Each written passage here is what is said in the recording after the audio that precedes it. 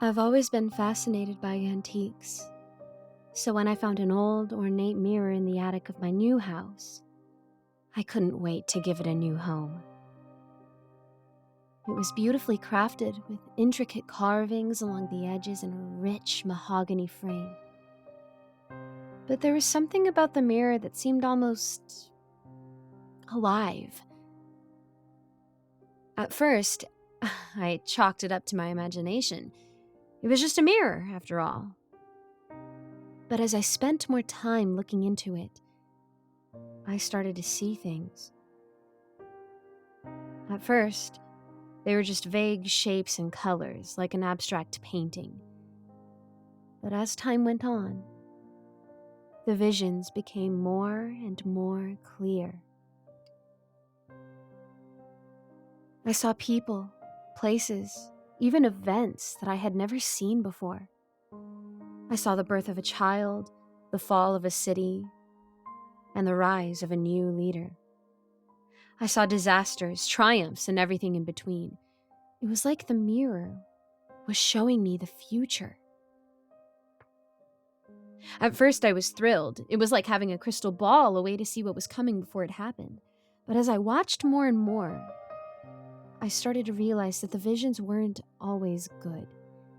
In fact, they were often downright terrifying. I saw wars, natural disasters, and plagues that wiped out entire cities.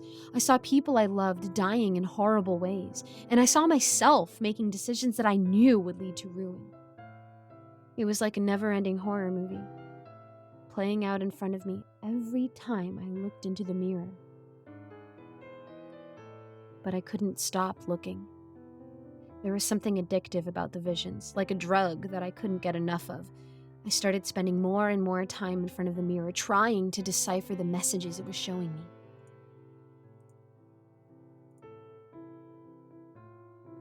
And then, one day, I saw something that chilled me to the bone. It was a vision of myself in a dark room, holding a knife. In front of me was a figure, shrouded in darkness, and I could hear their voice whispering in my ear. "Kill them," the voice would say. "Kill them all." I tried to look away, but I was transfixed. I watched as my hand tightened around the knife, and I saw the figure in front of me turn into someone I knew, someone I loved. I gasped and stumbled back from the mirror, heart pounding in my chest. I had to get rid of it. I had to get it out of my house before it drove me insane. But as I tried to leave the attic, something stopped me. A force, like an invisible hand, holding me in place. I tried to pull away, but it was like the mirror was drawing me back in. And then I heard the voice again. "Don't be afraid," it said. "I'm not here to harm you. I just want to show you the truth." I hesitated, unsure of what to do, but something about the voice was calming, almost hypnotic. "Look again," it said. "See what I have to show you." Slowly, hesitantly, I turned back to the mirror. At first, I saw nothing but my own reflection, but then the visions started again. But this time they were very different. They were brighter, more hopeful. I saw people coming together, working to create a better world. I saw advancements in technology, medicine, and science that would change the course of human history. And then I saw myself in a different room, holding a different knife. But this time, the figure in front of me wasn't someone I loved. It was someone who had hurt me in the past. Someone who had caused me pain and suffering. And as I raised the knife, I felt a sense of justice and satisfaction, like I was finally taking control of my own life. The visions continued, showing me glimpses of a future that was both beautiful and terrifying. And as I watched, I realized that the mirror wasn't just showing me the future, it was showing me the choices I had to make to shape that future. I spent hours in front of the mirror, studying the visions and trying to decipher their meaning. And as I did, I began to understand that the mirror wasn't evil or cursed, as I had initially thought. It was simply a tool, a way to see the world in a different light. But with that knowledge came a new responsibility. I knew that every time I looked into the mirror, I was making a choice. And I knew that those choices would have consequences, not just for me, but for everyone around me. In the end, I decided to keep the mirror. Not because I wanted to use it for personal gain, but because I knew it could be a force for good. I knew that I had the power to shape the future, and I wanted to use that power to make the world a better place. So now, every day, I spend a few moments in front of the mirror, studying the visions and trying to make sense of them. And while the future is still uncertain, I know that I have the power to shape it, one choice at a time. As for the voice in the mirror, I still don't know where it came from or what it wants. But I know that it's not malevolent, and I've come to think of it as a kind of guide, helping me navigate the murky waters of the future. I don't know what the future holds, but I'm not afraid anymore. Because now, I know that I have the power to shape it, and with that knowledge, anything is possible. But as I continued to use the mirror, I began to realize that the voice wasn't just a guide. It was something more, something sinister, lurking just beneath the surface. It whispered to me in the dead of night, urging me to make choices that would lead to pain and suffering.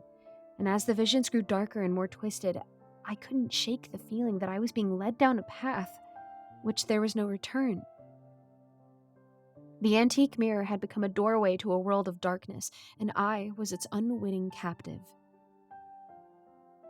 Despite the warnings and the signs, I couldn't resist the pull of the mirror.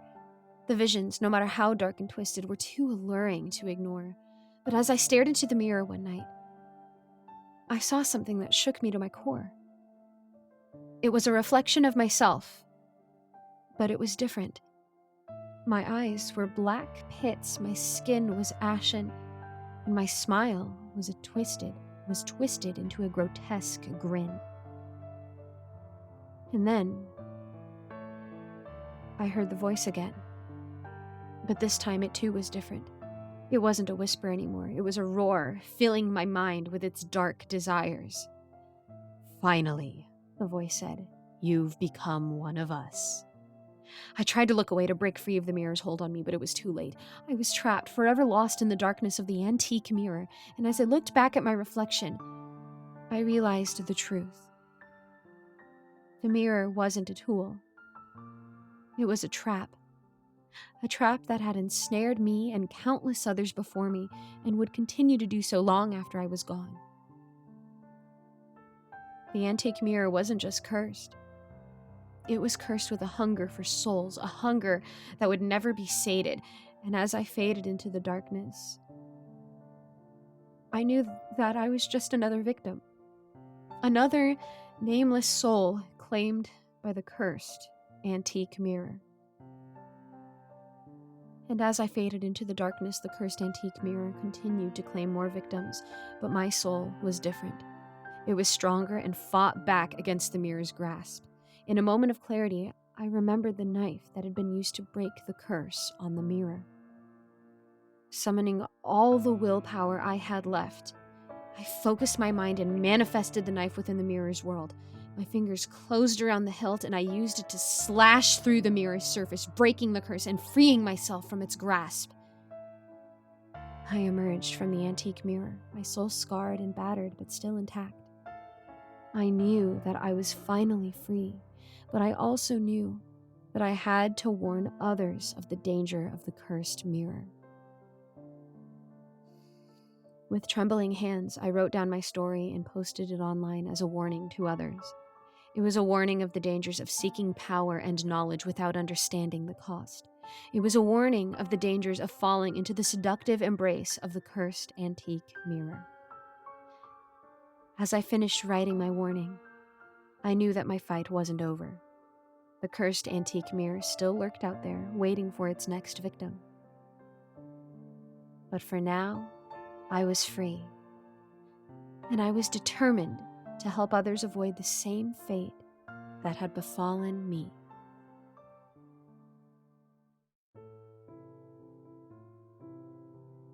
My name is Sydney White.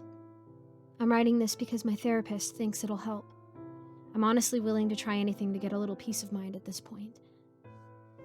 For some background, this incident began in April of my junior year of high school when I was 16. I'm about average height with blue eyes and long brown hair. My mom and I live alone in an old 19th century Victorian-style home that has been passed down in our family for generations. Someday, I'm set to inherit the house, though I'm not so sure I want it anymore. The house is complete with 3 stories, a basement, and a sizable front and backyard. There's a chest-high iron fence surrounding the property. My room is on the 2nd floor. It has a white marble balcony with 2 elegant glass doors leading out to it. Ever since I was little, I had always adored the house. The ancient black and white photographs of my ancestors, outdated furniture, and relics gathered by family members throughout the years all instilled me with a longing sense of nostalgia. As a child, I would often just sit in the living room for hours, daydreaming of what it would have been like to live decades or even centuries ago. I would let my imagination run wild with fantasies from times long since past until eventually Mom would drag me from my stupor and urge me to play with the other children in the area. That was my only qualm with my home. Due to its old and slightly dilapidated state, I found it very difficult to keep friends. The other kids constantly whispered amongst themselves, and rumors that the house was haunted spread like wildfire on a dry summer day. The creaking of floorboards and whistling of the AC unit through the empty corridors were sounds that I had grown accustomed to after residing there my entire life. To the other children, though, this was hard proof that there were ghosts roaming the halls, waiting to claim their next victims. The same routine would play out every time I brought a new friend over. After a little coaxing, they'd come inside, stay for all of 2 minutes, and then make up some half-hearted excuse to hightail it back home. My humble abode repelled more children than Monster House. Due to this, I didn't have many friends growing up, and the trend continued well into my high school years. So you can imagine my excitement when Alex, from my 3rd period class, announced that he was throwing a party while his parents were out of town, and that the whole class was invited. I was ecstatic. I never hung out with boys, let alone gone to a party. The days leading up to the event were filled with anxious anticipation. I was obsessing over the thought that I might meet a cute boy and have my first taste of alcohol all in one glorious night. When the date finally arrived, I was a bundle of nerves. I had spent hours curling my hair and perfecting my makeup, convinced that at some point my knight in shining armor would glide in and sweep me off my feet. I had made arrangements to ride to the party with Stephanie, a somewhat nerdy girl who didn't have many friends of her own. I knew she only offered to take me so she wouldn't have to show up to the party by herself, but I didn't mind. Honestly, I didn't want to arrive alone either. After what felt like hours, Stephanie's blue Honda Civic inched into our driveway. I sauntered towards the vehicle, radiating confidence. "Have fun, Sydney!" Mom yelled after me as her gaze followed me down the drive from her spot in the doorway. "And try not to drink too much," she mused with a wink. A smirk had spread across her face, and I couldn't help but chuckle. I always thought my mom was gorgeous, a trait that she unfortunately did not pass down. I was reminded of that fact all too often, as it was a popular topic amongst school bullies. "It's not that kind of party, Mom," I lied as I rolled my eyes dramatically. "Whatever you say," she shrugged, flashing me a toothy grin. Mom's long blonde hair fluttered in the breeze as she waved goodbye. Her deep green eyes shimmered with pride, hoping in vain that I had formed some semblance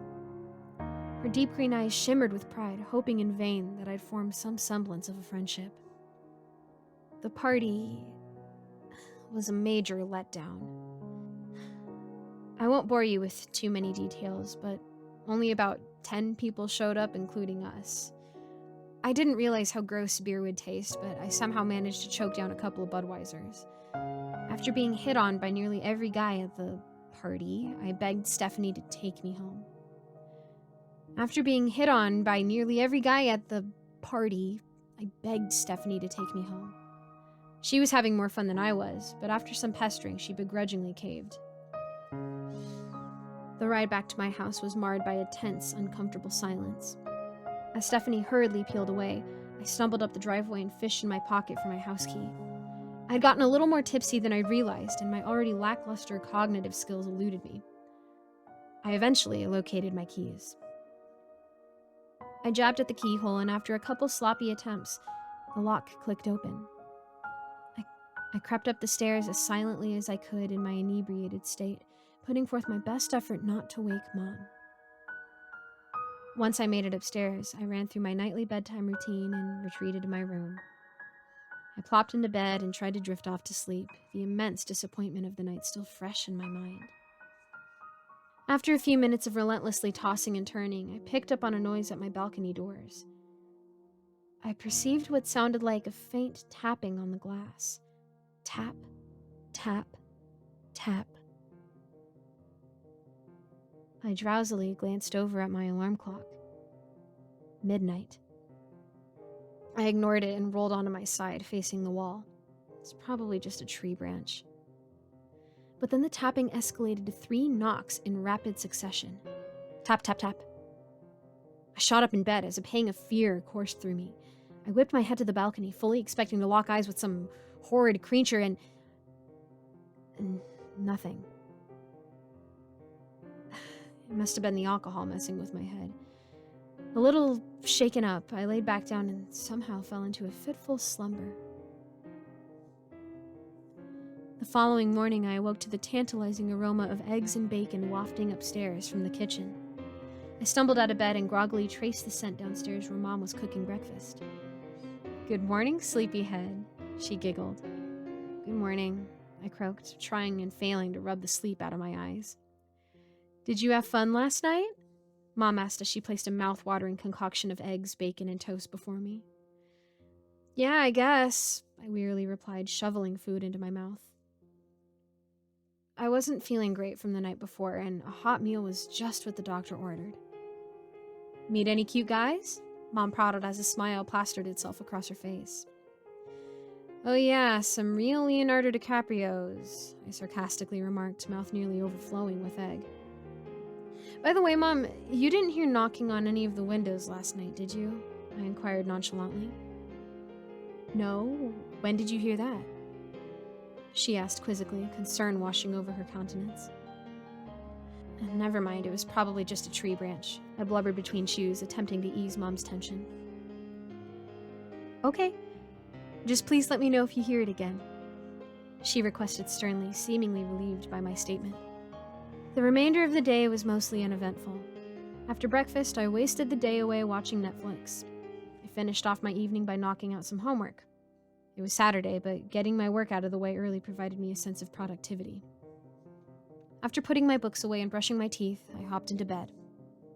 I'm usually off in dreamland no later than 10:30, and that night was no different. I laid down and shut my eyes. But I was having an uncharacteristically tough time falling asleep. I was overthinking, stressing myself out over an upcoming chemistry exam that I felt wildly unprepared for. I was finally starting to nod off when I heard it. That same rhythmic tapping on the balcony doors. Tap, tap, tap. I lazily turned to the clock. Midnight. Before I could divert my attention to the noise, it started again, but this time it was much louder. Tap, tap, tap. Again, I bolted upright and fixed my gaze on the balcony. My heart pounded against my ribcage, and I thought it would leap from my chest at any given moment. I could have sworn that for a split second I glimpsed a shadow ducking out of view into the darkness. I was more than a little creeped out at this point. I shined my phone flashlight at the doors and, discovering an absence of creepy shadow people, I laid back down and breathed deeply in an attempt to regulate my racing heart. I again wrote it off as a tree branch or my mind playing tricks on me, and eventually I managed to doze off. The tapping continued every night going forward. Right at midnight, I'd be ripped from a peaceful slumber to a commotion at my balcony that wouldn't cease until I'd inevitably turn to face it. And every time, nothing was there. After a couple weeks, it was beginning to take a toll on me. I was sleep deprived. My grades began to slip. People noticed. Concerned teachers pulled me aside and asked if everything was okay at home. Classmates were telling me I looked like a ghost. Mom repeatedly questioned me on it, but I just told her I was stressed about exams. I desperately needed to put a stop to that incessant tapping. One night I had enough. As usual, at midnight, I was yanked out of my restful state. I'd made up my mind. This time, I was going to ignore it. It started off light. Tap, tap, tap. And then it grew louder and increased in frequency. Tap, tap, tap. I was determined not to look. I kept my eyes firmly shut, even when the tapping turned to pounding. Boom, boom, boom. I was beginning to worry that whoever it was could crack the glass. Irritated, I relented and my eyes wandered to the double doors. What I saw chilled me to my very core. There was a man standing on my balcony. Dirty, tattered clothing hung off of his emaciated frame like rags. He was deathly thin, reminiscent of a skeleton the way his skin stretched tightly over bone. Stringy, greasy black hair fell past his shoulders. The wide smile that blossomed across his face revealed black gums and yellow, rotting teeth. His manic expression never faltered. But worst of all were his eyes. Those black, pinpoint pupils connected to mine, and I could sense something behind them, even through the glass.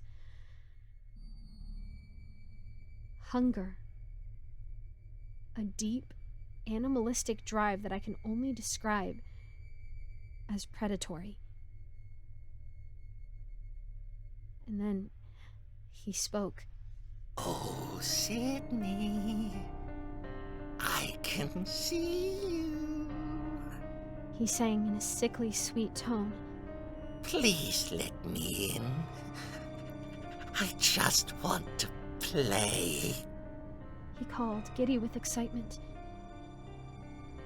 My heart dropped into my stomach.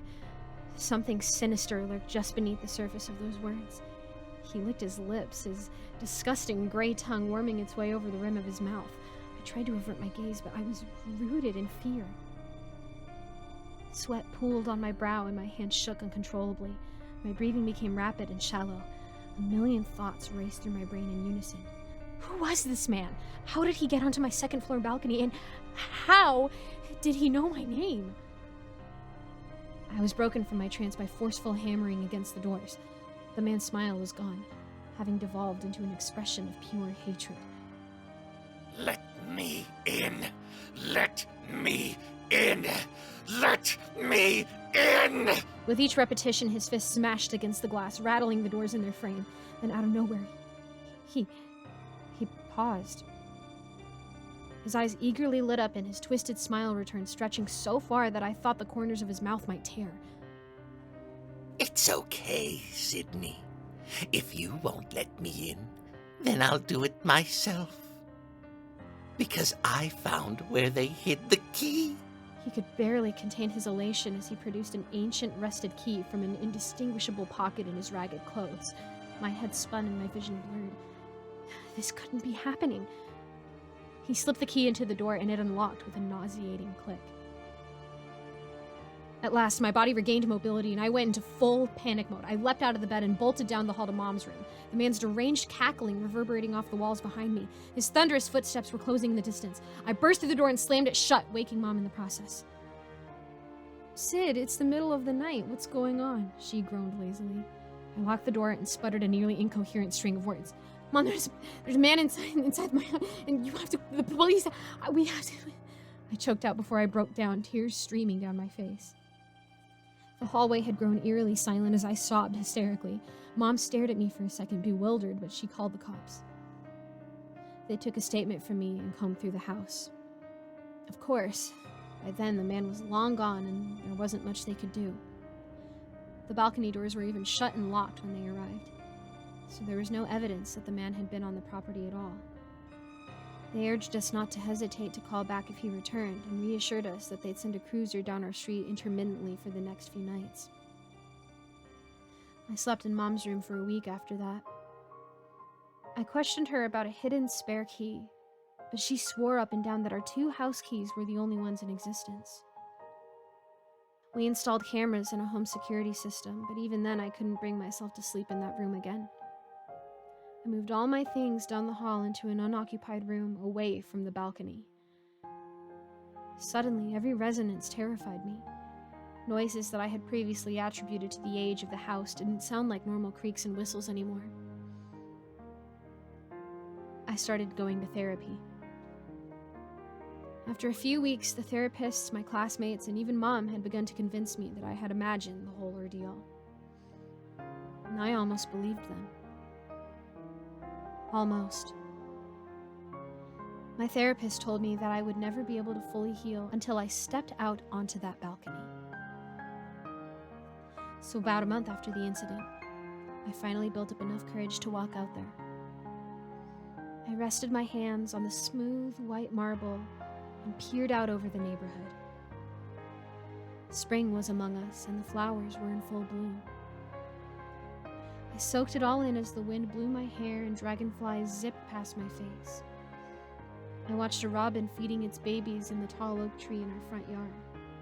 Bushy-tailed squirrels bounced along searching for acorns. It was picturesque. I felt completely at peace standing there just observing nature. All the stress I'd built up from that night immediately washed away. Until I glanced down. Because as I lifted my hands off the stone railing, a strand of long black hair clung to my fingers.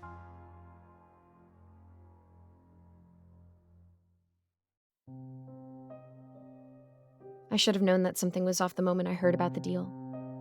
In a time when used cars are going way above their market value, this one was practically a steal. Granted, it was through a friend of mine saying that they had to move and were willing to give it away for cheap, and I was desperate to get my hands on a cheap car, so I guess I can't be blamed too harshly for that. The car by itself was old, and it was while I was cleaning out the back seat that I saw it. There was an unmarked cassette tape wedged in the crevice between the seats. It would have been easy enough to miss from another angle, but I think I ended up dislodging it while shaking the back seat, making it visible in the first place. I withdrew it and saw that it was relatively undamaged. Quite surprising given how long it must have been in there. My friend wasn't really into cassette tapes, as you can imagine, so it must have been the guy who owned it before him. My friend told me that it had been owned by 2 people before him. Thankfully, the car still started up when I put in the keys and ran with no real problems. While I was taking it for a short ride, my attention went to the cassette. It was unmarked. So what had been recorded on it? Curious, I inserted it into the player and pressed play. I had expected some old 90s song to start playing, but what started instead was a male voice. Hello there. Don't know who you are who's listening to this, but I hope you're doing well. My name is Charles, and I hope you're having a nice day today. There was the occasional sound of honking in the wind while the man was speaking, so he was probably recording while driving. The headlights flickered as the voice filled my ears, but I chalked it up to the car being old. Unfortunately, I don't think we'll be able to talk for long. This is, kind of a journal of sorts, I guess. I don't really know where to start with this, so I think I'll just cut to the chase. I'm dying. I have advanced blood cancer, and I don't have much time left. My blood nearly froze. This was far more morbid than what I was expecting. So, yeah, these are my final thoughts or something, I guess. Don't really have any close friends or family, so I guess you'll be the one sharing this last moment with me. I think that's enough for today. I'll tune back in later. There was a pause, and I began to panic. Though it had just been a short time, I was hooked and wanted to hear more. My first reaction, of course, was that it might have been some sort of prank, except I knew my friend very well. This wasn't the kind of joke he'd pull, and there was something about the tone of this person's voice that I could hear even over the cassette that told me his grief was real. I just hoped that that wasn't all that there was on the tape. Ah, right, I guess I forgot to mention this last time. Today is December 3rd, 2004. I mean, you have to do that in a journal, right? Well, anyway, I should clear things up here. This isn't some sort of memoir or anything where I'm going to talk about my feelings or whatever. See, I might sound crazy, and maybe I am, but there is a way that I might be able to live. Granted, every single doctor I've been to has said otherwise, but there is some other solution. It isn't something crazy like healing crystals or whatever, but I think that there are risks in dabbling with this method, so if anything happens to me, and it might, I don't really have anyone with me who would really care. But I would want people to know what happened to me, so just so that they don't make the same mistake I did, assuming I made a mistake at all. Sorry if I sound a bit confused, I'm having trouble composing my thoughts a little. I began driving towards a road going through the nearby woods where there were no other cars in sight, which made me kind of nervous if this pile of junk decided to break down, but this road did get some traffic, so I was sure that I would be able to get help at some point or the other. It started with my aunt. She was a witch, or at least she claimed to be. She would keep 3 black cats and was into voodoo and whatnot. I always thought it was strange, but she was otherwise nice. She passed away 2 years ago and left most of her stuff with me. One of them was, okay, I have a hard time saying this out loud, but it was a book of spells. Crazy, I know. But I'm desperate enough to try something, anything, that might save me. There is this one ritual mentioned in here, and I think I'll take a go for it. Need time to get the ingredients, though, so I'll be back later, I guess. It was then that something weird happened. The accelerator seemed to be working on its own as my speed began to touch 80. I stepped on the brake slowly but found that it wasn't working. I began to panic. All right, today is December 17th, 2004. Don't have much time yet. Now that I'm actually sitting here ready to do this, I honestly think I'm going crazy. Person who's hearing this.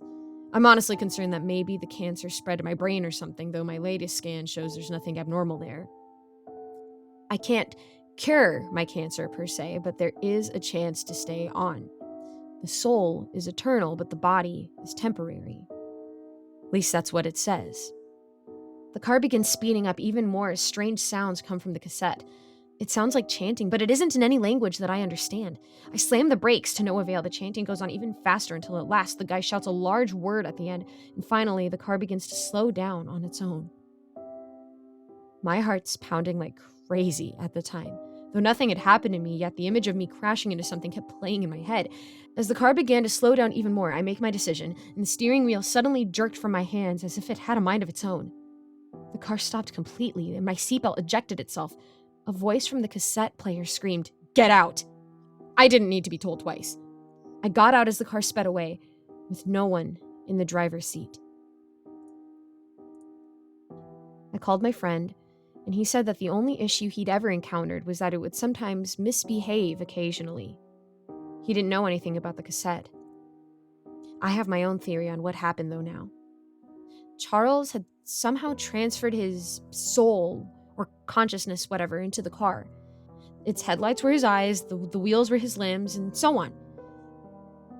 I can only guess that while doing that weird ritual, he also put a part of himself in that cassette by mistake. And so me putting it into the player completed him in some way, as he was joined up with the rest of himself. I learned my lesson, though. I carpooled for as long as possible, always offering money for gas, of course, and bought a new car later on. There was no way I was going to repeat that same mistake. Till this day, though, there are occasional stories around my hometown of a phantom car with no driver which people encounter. It's become its own sort of urban legend. Of course, I know what it is.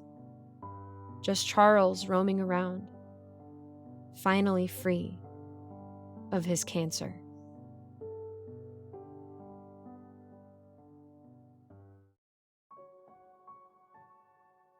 I don't have much time. I can already feel these hands dissolving. The skin is sloughing from the knuckles as I... What's the word for it? Type? Apologies if that's wrong. This is all new to me. I was born in 1786 in a small village in the countryside of England. I was a simple girl with a love for knitting, and it was my passion that led me down a path that I never could have anticipated.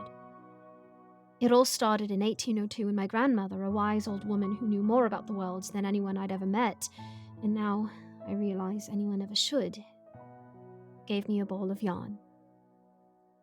It wasn't just any yarn, though. It was yarn that sparkled like it was catching the light from a million distant stars, the same dazzling light that now covers every inch of me. It would be beautiful if it was not so damning. My grandmother bequeathed this yarn to me on her deathbed, a boon for her youngest grandchild and only granddaughter, before she passed into the great beyond. She told me that anything made from this yarn would bring good luck, but only if I deliberately left an imperfection in the finished product. I listened to my grandmother's advice and created many beautiful pieces over the years, each with a small mistake woven into the fabric. And it was true. Wherever I went, good fortune seemed to follow me. I made a shawl for my friend Agatha, and she bore 5 babies in as many years, all of them surviving the first few winters. For my man fancy Hubert, I knitted a cap, and he won the steeplechase for 4 whole summers. As for me, well, I never had to worry about Mr. Boxstead the landlord, let's put it that way. The nice pair of mittens I always wore when he called round for rent always had him leaving with a smile on his face and nothing in his pockets. Something that, as anyone who's ever met a landlord will tell you, is an impossibility under anything short of miraculous circumstances. Truth be told, I was amazed my good fortune didn't get noticed sooner. I just never imagined I'd draw the attention of someone like Mr. Zarasashiel. The man who hid his eyes behind dark lenses, whose mouth never moved when he spoke, who left the sound of wind chimes hanging in your ears like the stench of corpses. He appeared to me the day it happened, knocking on my door disguised as a wealthy merchant. Mr. Zarasashiel. That cursed thing wearing the shape of a man and badly knew that introducing himself by stating his knowledge of my enchanted yarn was all it took to have my attention. Professing himself as the being who made the yarn ensured he could do what he wanted with it. Oh, hindsight is a cruel and unforgiving mistress. Mr. Zarasashiel told me if I made a perfect cardigan, my fortune would be even greater than it was already. He had changed his mind about his rule, he said, and he no longer wanted the, and I quote, yarn hewn of the same shreds of a dying star as the wedding dress of the Fly King's bride to be besmirched with nothing but utter perfection. I should have known then it was a trick. The cackling he made when he left me off to watch me furiously knit for 2 hours made that obvious. But by then it was too late. Upon hearing his declaration, his lie, greed overtook me, and I ignored my grandmother's warning. I made the cardigan as perfect as I could, knitting until my fingers bled, and it was the very moment I put the needles down I realized my mistake. As soon as I finished the cardigan, I felt a strange sensation wash over me. It was as though something was pulling me into the fabric itself. I panicked and tried to scramble away from the cardigan, but it was too late. A perverse, shrill buzzing lanced through my ears, and my vision swam. To my horror, and far too late to scream, I became aware that I wasn't just being pulled into the fabric, but I was becoming it. Not physically, you understand, either. Something much worse. My body was merely sucked into the garment in a conventional sense, the knitwear sliding itself over my twitching, spasming form. It was my mind, the core of my most God-given being, that underwent the transformation.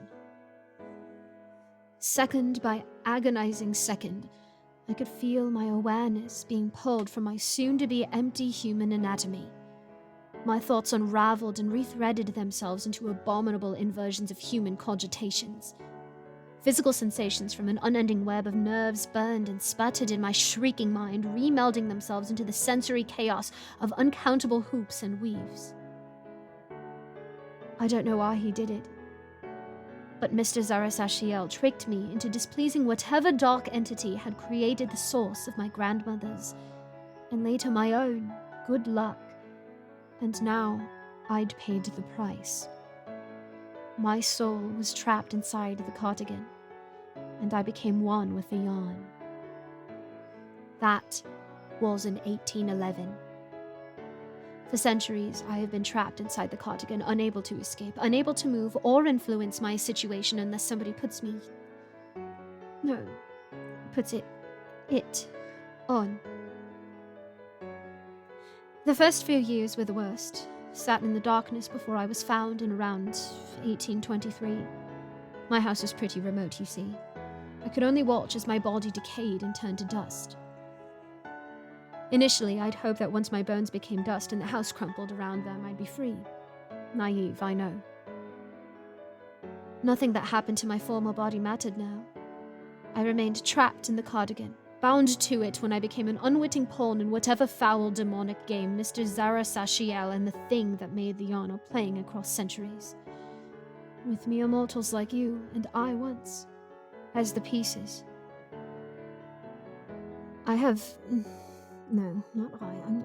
The cardigan has passed through many hands over the years. The story always ends the same way, with a garment made of yarn that shines like the cosmos soaking in a pile of organic goop. But oh, how I have enjoyed those few dozen hours I've had over the centuries. To have those rare chances to bounce a babe on my knee. To make love in a quick, heated flurry with some bemused spouse of the current owner. To be cared for when around the shoulders of one only a few years away from death anyway. Such things have been my lifeline, my only tie to the humanity I've lost. Sadly, though, I got noticed in the 1950s or 60s. Some woman put me on in front of another woman who had an eye for garments and other antiquities with impossibly unusual qualities, let's say. It's the sparkling that gets them, you see. It's as hypnotic as Mr. Zarasashiel's oozing wind chimes. Still, it was only a matter of time before the legend about the cursed cardigan grew, though. And sure enough, a wealthy and eccentric collector in occult dealings was smart enough to have one of her servants try me on as a litmus test. I was eventually donated to an occult museum. And that's where No, not I! It! Remember yourself.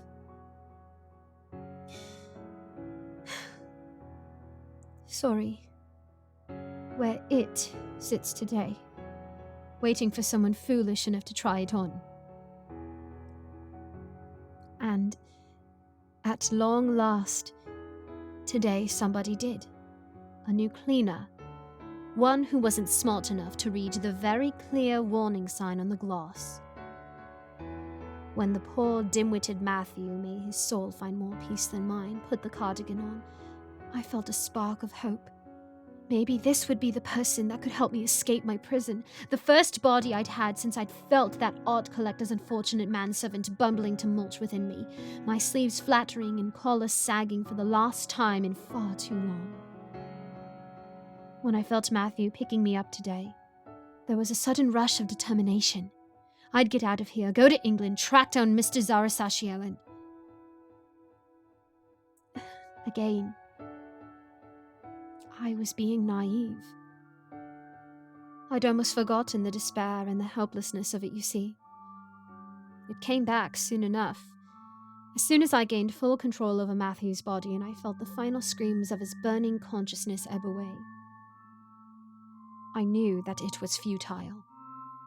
The possession was too strong. It was always too strong. So instead, I've decided to make use of this internet thing, and the knowledge left once Matthew's soul and his memories had been forced out of his brain, to tell my story. As I type through Matthew's body, thanks to him wearing the cardigan, I'm literally watching his hands begin to dissolve. I will never get used to this, the grotesqueness of it, nor will I ever be able to truly move past the guilt of what borrowing Matthew's body meant his final moments were like, what I know all my once hosts went through. It was a fate worse than death, and I was the cause of it. I have possessed dozens of people over the years, and every time it ends in tragedy. I am a prisoner to my own creation, and I don't know if I'll ever be free. I imagine I'll be put back in the glass case tomorrow. Hopefully the next few decades will go by a little faster now that I know someone out there is aware I still exist. I've had a chance to tell my story to the world for the first time after being silenced by circumstance since 1811. It has been a good day. Sorry, Matthew.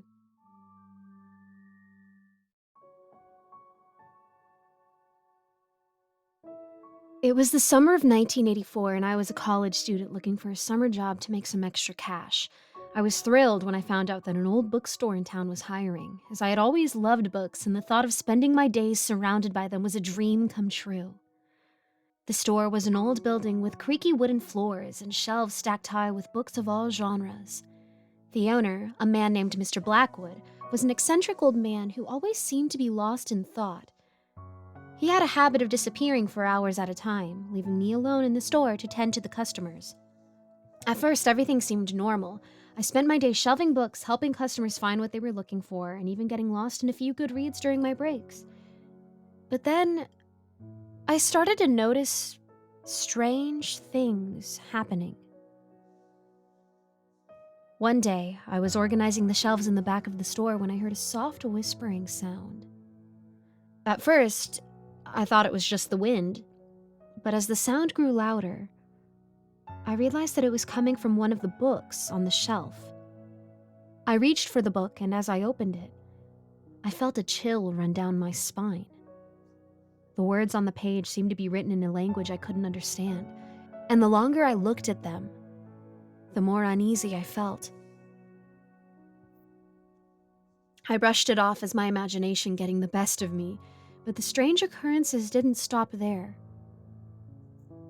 Customers would come into the store and leave without buying anything, their eyes darting around the room as they were searching for something that they couldn't find.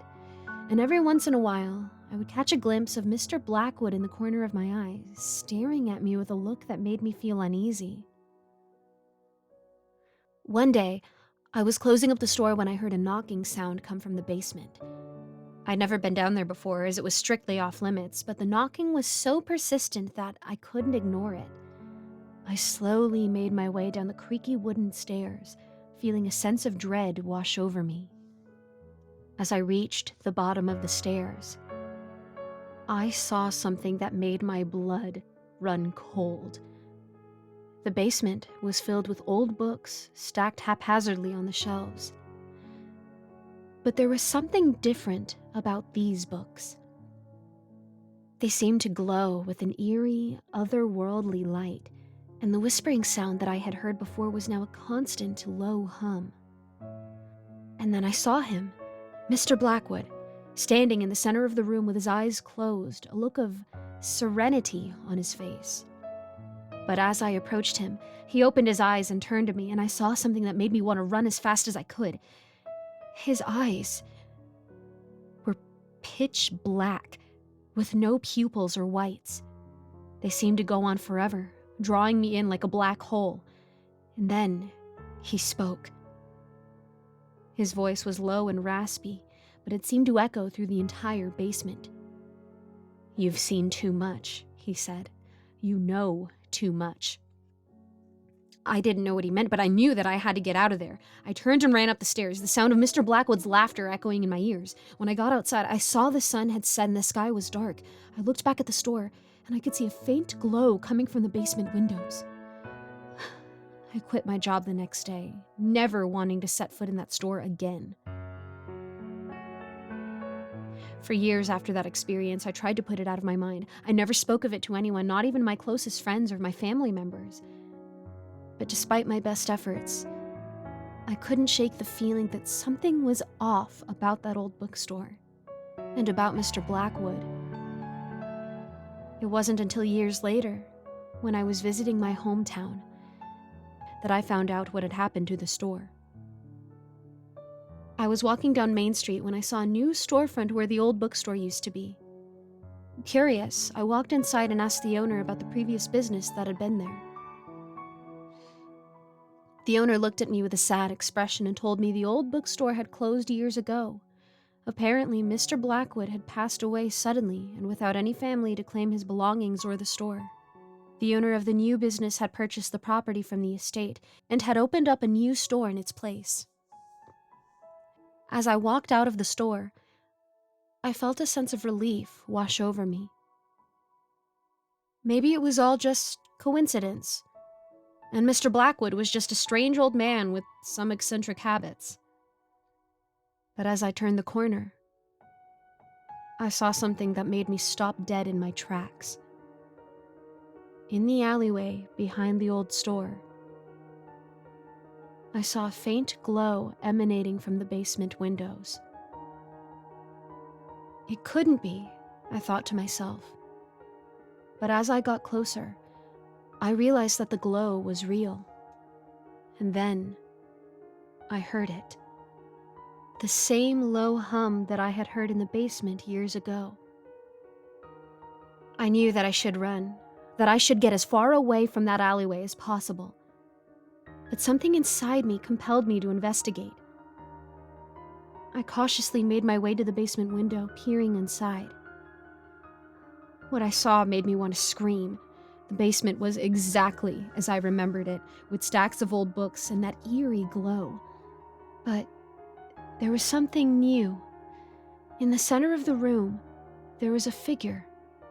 It was hunched over, its back to me, and I could hear it whispering something in a language that I didn't understand. I knew that I had to leave, that I couldn't stay there any longer. As I turned to run, I heard a low, raspy voice behind me.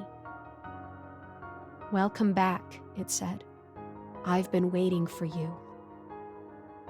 I didn't look back. I ran as fast as I could, my heart pounding in my chest. As I emerged from the alleyway, I could hear that same laughter echoing through the night, and I knew that I would never truly escape the horrors of that old bookstore or the darkness that lurked within it. I couldn't shake the terror that had gripped me since my encounter with Mr. Blackwood's bookstore. I tried to keep myself occupied with work and hobbies, but the fear never left me. I even considered therapy, but I couldn't bear the thought of reliving the trauma of that night.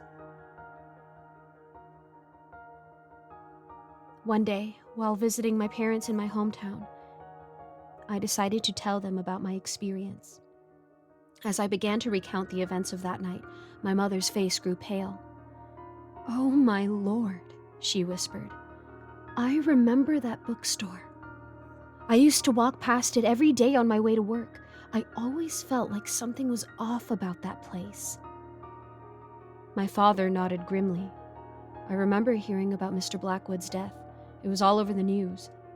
They never found any family members to claim his belongings or the store." As we talked, I couldn't shake the feeling that something was watching us. I felt as though I was being suffocated by the darkness, as though I was back in that basement again. And then I heard it, the low hum coming from somewhere outside. We all froze, listening intently. The hum grew louder and louder until it was all I could hear. And then I saw it, a faint glow coming from the window of the spare bedroom. My heart racing, I made my way to the window, peering inside. The room was empty, except for a stack of old books in the corner. But there was something different about these books. They were covered in a strange, shimmering substance, and I could feel their malevolent energy pulsing through the glass. That's when I heard the footsteps. Heavy, lumbering footsteps coming from the hallway. I turned to run, but it was too late. The door to the spare bedroom burst open and a figure stepped out. It was Mr. Blackwood, his eyes glowing with an otherworldly light. He laughed that same horrible laugh, and I felt a cold hand close around my neck. "You can never escape me," he whispered. "You and your family are mine forever."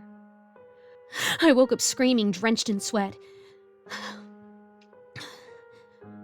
It took me a moment to realize that it had all been a nightmare. But as I sat there, gasping for breath, I knew that the terror of that old bookstore would never truly leave me. And I wondered how many other people in my hometown had been affected by Mr. Blackwood's malevolent influence.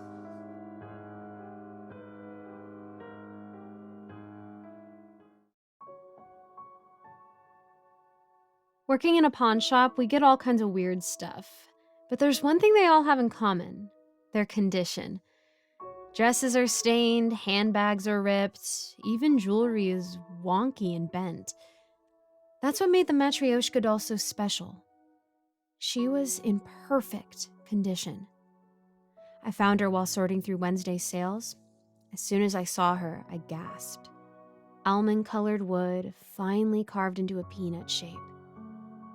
A beautiful face, painted more photorealistically than other Matryoshka dolls I've seen.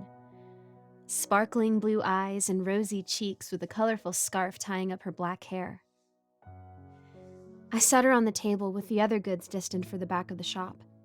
But then, my curiosity got the better of me. I picked her back up and, pop, twisted her open.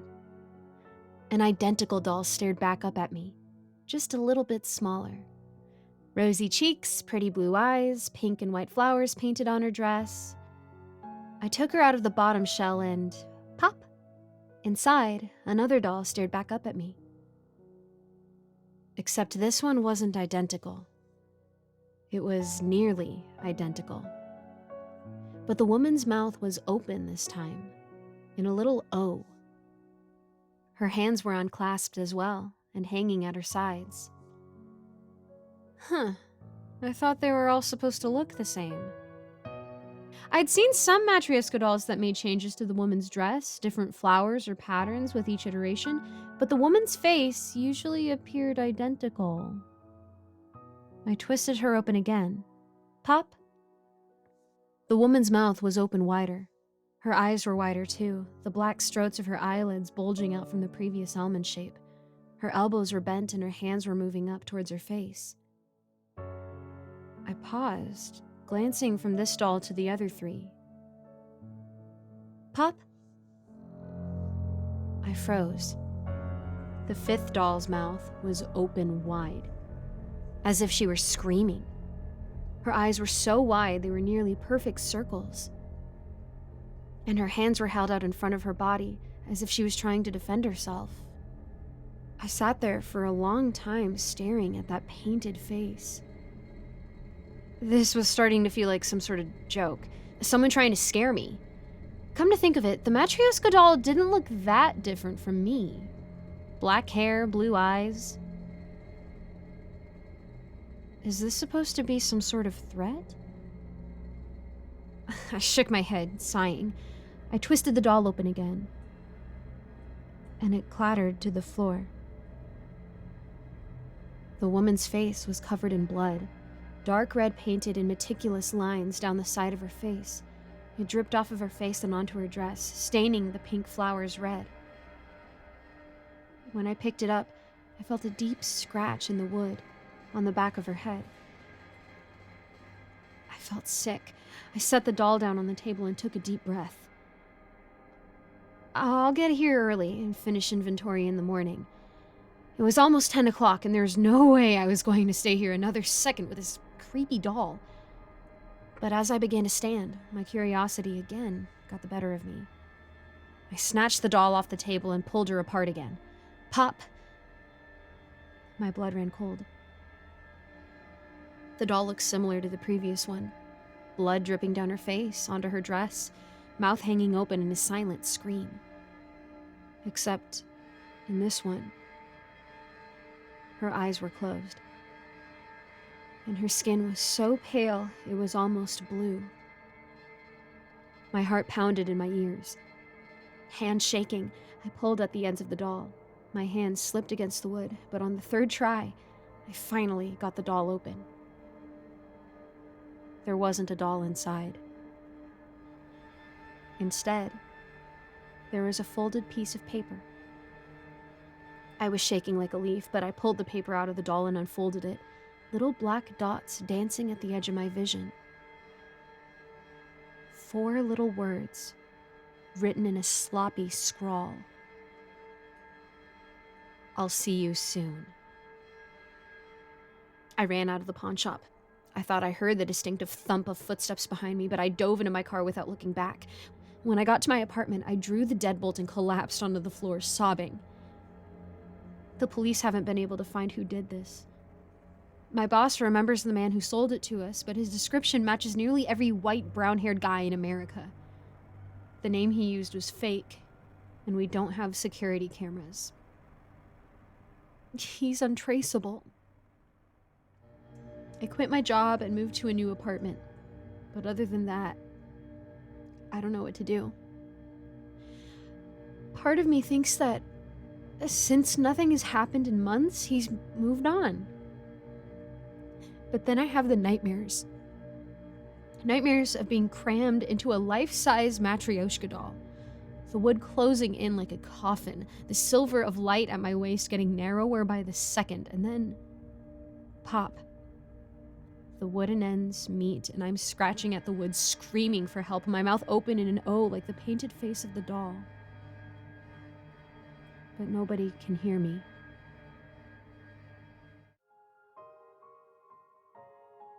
I found a creepy screenplay in my attic, and I'm not sure how much of it to believe. I've lived in the middle of absolutely nowhere for my entire 16 years of life. I'm used to it, honestly. But I'm always looking for something interesting to do, especially during the long summer days. It sounds horrible, but when my grandmother died, I was a little bit excited. She was a deeply unpleasant woman, but rich as could be. And her house was the quintessential hoarder's den. I couldn't wait to get my hands on whatever shiny things were contained in her house. Unfortunately, there wasn't much but trash and dirt. The only thing that at all held my interest was this play. Logline. June has begun a job recovering corpses from rivers. At Ferrum River, a place notorious for leaving more swimmers dead than alive, strange things started happening, all seemingly connected to a little girl in a red dress. Characters. June. A young woman who has just begun a job maintaining waterways, which for her mainly consists of search and recovery for dead bodies. Cora. A girl around 10 years old who is often found in or near Ferrum River and has never appeared to June without wearing the same red dress. Austin. Austin is June's boss. He's a veteran driver, having had his job for over 20 years. Setting. Set in the 1990s, somewhere in the rural countries of the coastal United States, the main focus is on Ferrum River, a place notorious for being dangerous to anyone who tries to swim in it because of its speed, quick turns, and the jagged rocks on the riverbed. Interior, driving in a car, night. June and Austin are both dressed in official-looking diving suits, sitting in a truck. Austin is driving. June is wearing a necklace with a star made out of clay on it. Could we maybe listen to some music, Austin? Sure, I guess. Just keep it down. June fiddles with the buttons on the radio before finding a station that blares heavy metal music. Does that sound like keeping it down to you? June quickly turns the music off. Oh, sorry, sir. It's fine, just not so loud, okay? My old ears can't take it. Sorry, sir. Yes, sir. Mr. Austin. Sir. Sorry. June cringes away from Austin. Jeez, June, I'm not gonna bite you. Calm down. Stop apologizing. Sorry. I mean, I just really need this job. Sorry. Yeah. I'm not sorry. June covers her face with her hands, and Austin grins. Well, yeah. Pretty much everyone who comes our way is desperate for work. Hunting for corpses in a river isn't exactly most people's idea of a good time. We've got a high turnover rate. June peeks out through her hands. It has to be done, though. It's like a civil service thing. I'm serving my country. If you want to look at it that way. Sure. Austin brings the car to a halt and turns off the engine. We're here. The headlights face the river, lighting up a small strip of water. Even from that, it is obvious that the river is violent, with large rocks lining the shores and fast currents. There is a short dock stretching out over the water near where they are parked. The opposite bank features a small cliff with thick trees at the top. We're going to be working in Ferrum River today. There was another drowning report, and we're still looking for that kid from last week. I know you've done this at least a couple times before, during training. But Ferrum is a whole different beast. So I've got some important things you need to know. Okay? Austin opens the truck door and slams it behind him. June scrambles after him. Okay. Got it. She starts to give him a salute, then falters, embarrassed. Yes. Sorry. Austin sighs, Ugh. and then starts getting equipment out of the back of the truck and distributing it between them. The most important thing is that we never go in the water. I don't care what you think you see, you stay on the banks. We do this at night because during the day the current pushes everything under the water where we can't see. Keep holding your flashlight and stay close. Got it? June fiddles idly with her necklace. Yep, sure. Austin points at the necklace. Take that off. Do I have to? I've always worn it, like a good luck charm. Unless you wanted to catch on something to choke you to death, yeah. You need to take it off. Austin gives June a quick smile and strides off towards the water. June throws her necklace on the seat inside the truck and then goes to follow him. There are several shrines with flowers and crosses visible on the bank. Austin, what are those flowers? Those are shrines for all the people who have died here. Oh, I didn't realize it was so deadly. And that's why we don't go in the water. Austin walks away, but June hesitates. She looks across the river to the opposite bank, where Cora is visible, shadowed by the darkness. Cora raises a finger to her lips in a shushing motion, and then disappears back into the trees. Interior, in the shower, night. June is alone in her shower, washing her hair. The news is playing in the background. Cora Jones, a young girl from Rochester County, has now been missing for 2 years. She was last seen near the deadly Ferrum River wearing a red dress. Her family is looking for any information. And now, our classical music hour. The radio switches to slow classical music. As she continues to shower, the sound of the water gets louder and louder, drowning out the music. June looks down and sees brackish seawater coming out of the drain around her ankles. What? June turns around towards the shower door, but it's gone.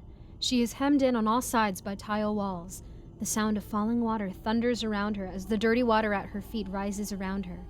She splutters and fights against the water, but soon her head goes under, and there is silence. We see her underwater, trying sluggishly to swim. Just as it seems she's about to drown, she bursts above the surface of the water. June is seemingly in the middle of the ocean with no land in sight. She spends several moments coughing and trying to stay afloat before she is pulled under the water again and everything goes black. Fade in. Interior, in the shower, day. June wakes up lying on the shower floor with no immediately visible sign that anything has happened. A phone is ringing in another room. June stumbles to her feet, wraps a towel around herself, and goes to answer the phone. Yeah? Why aren't you here? You're 2 hours late. I've already called you twice. I was this close to coming to your house to make sure you hadn't been murdered in your bed. I expect at least 2 more weeks before you die. June leans against the wall. I'm not murdered. Sorry, I guess I overslept. Just get here.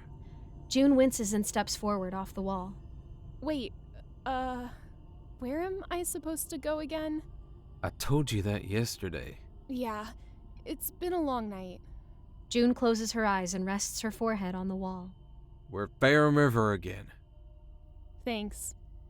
Austin hangs up before June can finish. June sighs and combs her fingers through her hair. She looks confused and pulls her hand back in front of her.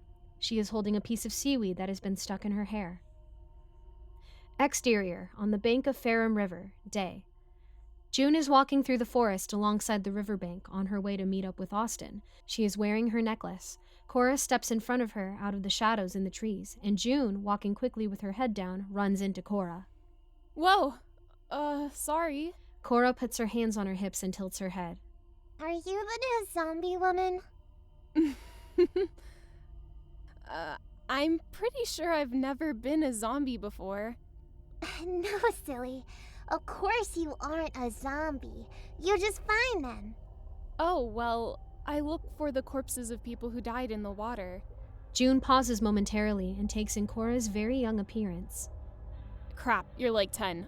I try to take care of people who fall asleep in the water and forget to get out. Yeah. June shakes her head and looks hard at Cora. I'm sorry. Who are you? Shouldn't you be in school? Oh, I'm Cora, and I don't like to go to school, so I don't. Cora frowns. And crap is a bad word. June tries to edge past Cora on the riverbank, but Cora moves to block her way. Trees and underbrush rustle in the background and move gently, like there are hundreds of things moving slowly through them, but nothing is visible. That's great. I really need to get going though, so could you move, please? June makes a shooing motion at Cora's face. But I really want to get to know you better, June. June frowns, disturbed. There is movement behind her again, closer this time, and bigger. There are things that might be faces visible in the shadows of the nearest trees. How do you know my name? Cora shrugs. You went in the river? And I went in the river too, you know. Dozens of people step out of the forest silently, out of June's eyesight. She doesn't see them. Some look normal, but the vast majority are desiccated and skeletal, bloated by water. That's cool. Maybe don't, though, in the future. It can get pretty dangerous. Cora smiles widely. Oh, I know. June, seeing movement out of the corner of her eye, spins around and sees the ranks of the dead around her. She gasps and stumbles backwards. We're all very well aware of that, actually. June turns toward the river where there seems to be a space clear of bodies, but more people start crawling out of the river, crowding her in. What? Nope, no. Screw this. June runs. Cora screams and darts forward, unnaturally fast, and grasps the necklace that June is wearing. She twists it in her grasp, cutting off June's air. June trips and then chokes on the ground, grappling at Cora's hand and trying to push it away. The other people surround June, leering down at her. Then, from down the path, comes Austin's voice. June! Are you here? Cora scowls and releases the necklace. When June looks up again, Cora and the rest of the dead are gone, leaving her hyperventilating on the ground. Austin rounds the corner, seeing June. What the... are you okay? Austin rushes forward and crouches by June. There was a girl. And I don't even know. Austin touches the mark on June's neck from her being choked with the necklace, drawing away when June flinches. Tell me what happened. There was a girl. At least, I think she was a girl. Calm down, June. You're okay. Austin sits beside her, guiding her to lean against his shoulder. We'll figure it out. Here, want a piece of jerky? Austin fishes a piece of jerky out of his pocket and holds it in front of June's nose. Where did you even... No, I'm good, thanks. Your loss. Sure. Austin gets to his feet. I'm gonna go call my boss and let her know that you were attacked and ask what we should do. I'm just gonna be over by the truck. Don't go anywhere. Austin steps away towards the truck, but still in eyeshot, and takes out his phone. June lays on the ground for a moment, arm covering her eyes, and then stands up. She looks around and her eyes catch on something moving in the water. Austin, do you see that? Austin continues talking on the phone, obviously not having heard her. June looks closer and steps towards the banks. The light shifts, and a small form with bedraggled hair and a muddy dress are suddenly visible in the water. Austin, I think there's someone in the river! Austin still doesn't hear her. The person in the water is struggling, clawing at the air, obviously drowning. June looks around, then yells to Austin. I'm going in the river! There's a kid in there! Austin finally turns around. June, wait! June doesn't wait. She just runs for the river. As she hits the water, ghostly figures appear, lining the banks. They watch her silently. June swims towards the struggling girl. The water pushes her forward. June swims towards the struggling girl, the water pushing her around. She hits a rock, spinning around hard. She gasps for air, things spinning faster and faster, leaving her disoriented and the air spinning. Exterior, Ferrum River. Austin stands near a shrine on the riverbank, a colorful thing with dozens of flowers and a simple cross. He has a bouquet of flowers in his arms, puts it down, and then walks away slowly. We move closer and see the name engraved on the cross. It says June. As Austin turns away, a girl in a red dress crawls slowly out of the river with June right behind her. A girl in a red dress crawls slowly out of the river with June right behind her. End. I think it must have been one of my relatives who wrote this. Ferrum River is the river near my house. It's got a bit of a reputation for haunting and misfortune, so we all steer well clear of it. Strangely, my great-aunt was named June. June died when she was 25. She drowned in the river. I don't know why anyone would have written something about her as horrible as this, but I guess that people do weird things because of grief. I did go down to the river yesterday, though, and there is a shrine there to June, so this must have at least some truth to it. Reading this must have disturbed me more than I thought, though, because when I was in the shower this morning, there was a second where I thought the water went murky. There was dirt and seaweed caked all over the walls, and I couldn't breathe, but of course, a second later, the feeling was gone and the shower was completely clean. I know that I just made it up, but still, I don't think I'm going back to Ferrum River anytime soon. Hi everyone, my name is Michelle Renee, but everyone also calls me Giggles. Thank you so much for watching my videos. It really helps a lot. I would also appreciate if you guys liked and subscribed and also hit the notification bell and left comments, all that jazz that you hear from other channels. Anyways, I have to give a big, fantastic thank you shout out to all the people who are currently subscribed to my Patreon. And those fantastic people are Mr. Sankofa, Michael Milburn, Melissa Perez, Geek Sanctuary, Lawrence Wallen, Andrea Zanderson London, Eric Cifuentes, Jesse Hartley, and Icy Narrates. Thank you so much for supporting, and I hope to see you all in the next video.